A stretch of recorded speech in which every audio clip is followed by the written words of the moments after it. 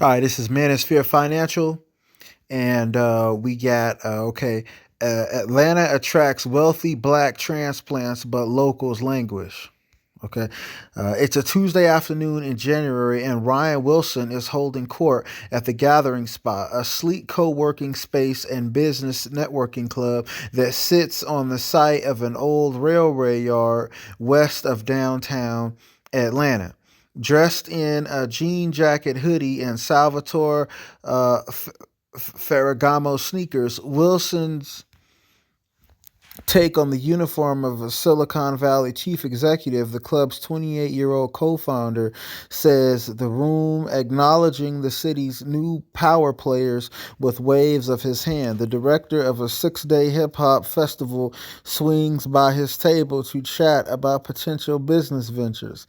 Passing by is one of the creators of Part Pick, an app she sold to Amazon.com Inc. 70% of the club's members are black.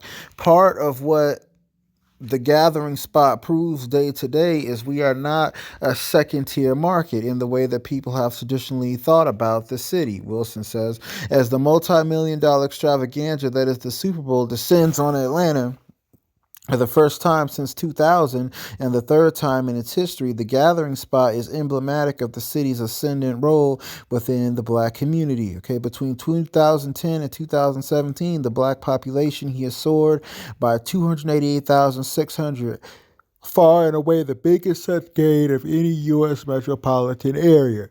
Okay, many of the recent migrants were drawn here by the presence of creative types. Some of the biggest names in hip hop, including Ludacris and T.I., call the city home, as do movie producers Tyler Perry and Will Packer. A source of local pride is that Black Panther, a Marvel film with an almost entirely black cast, was filmed in and around Atlanta. Okay.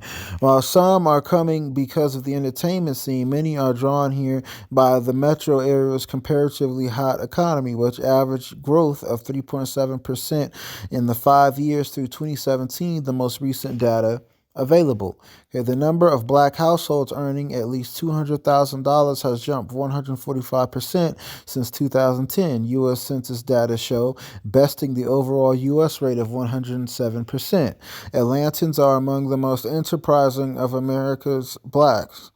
More than 17% are self-employed, essentially putting the city in a tie with New Orleans for the number one spot, according to a study by the Center for Opportunity Urbanism. One of the Gathering Spot's luminaries is Jewel Burks, a native of Nashville. Burks was working in customer service in 2012 at a company that sold industrial supplies such as fasteners.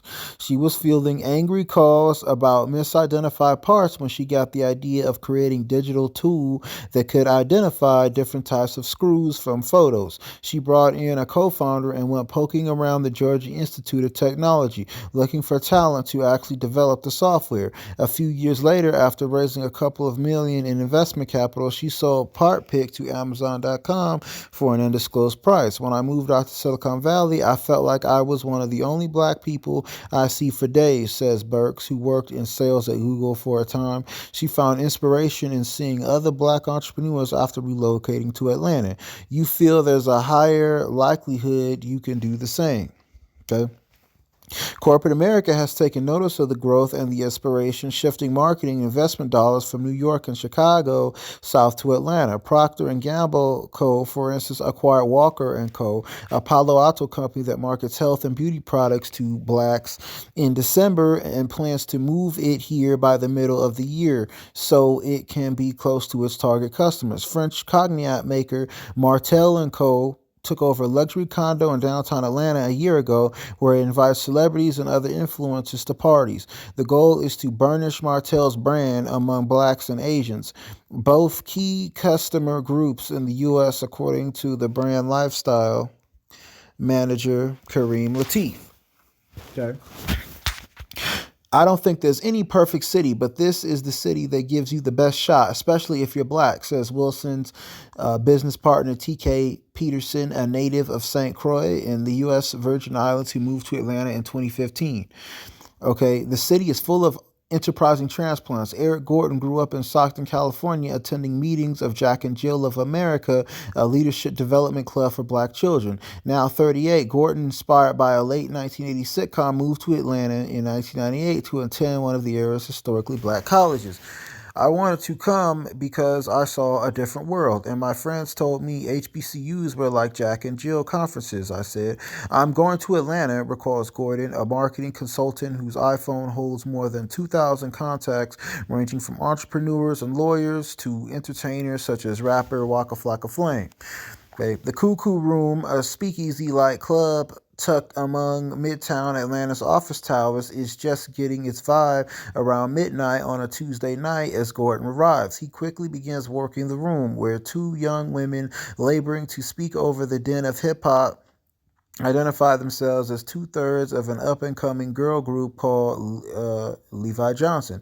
Ludacris's manager is here. Basketball great Charles Barkley, who films inside the NBA in the city, is squeezing his way toward the far corner of the bar. Okay, many in the crowd work for entertainment companies such as BET Networks or do publicity for them. Almost all are millennials. From 2010 to 2015, Atlanta logged the biggest gain in black young adults among U.S. cities, adding almost 54,000, according to a 2018 report by Brookings Institution demographer William Fry.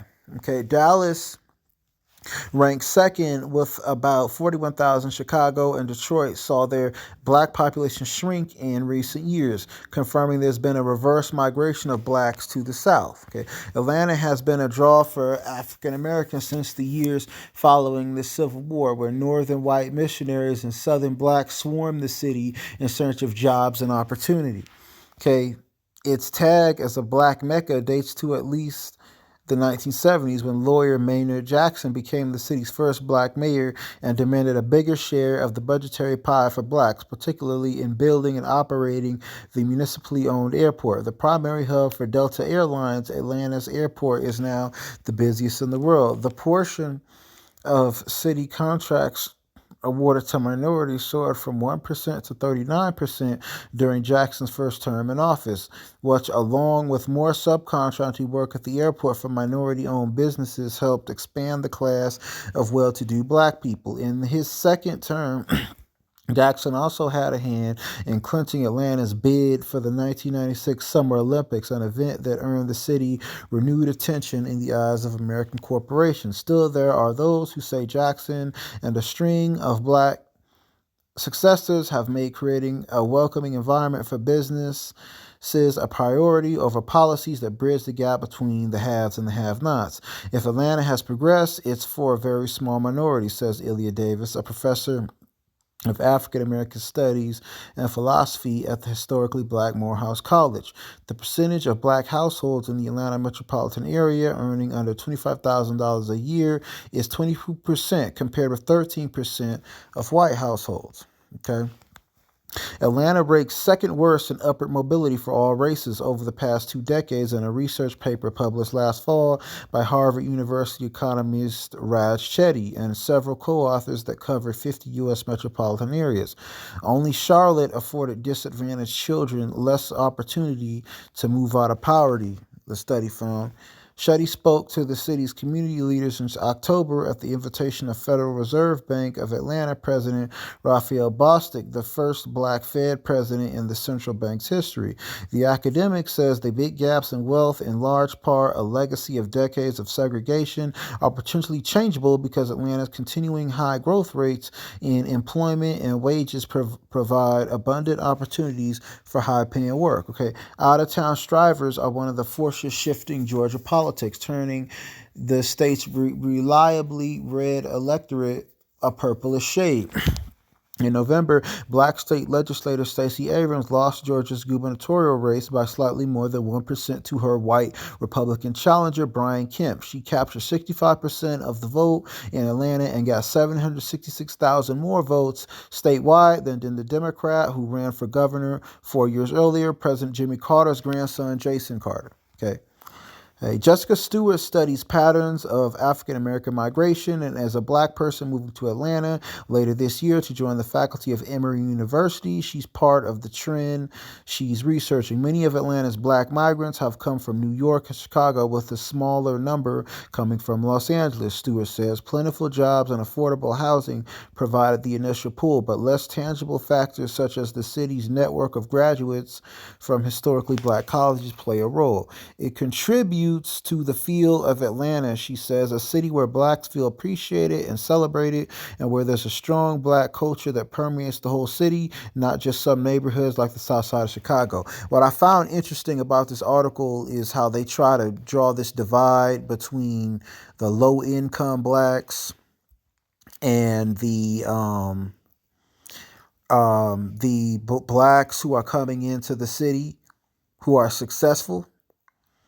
And I found that interesting. And also, being from the Los Angeles area myself, I found it interesting how it was a smaller amount of blacks coming from Los Angeles to Georgia.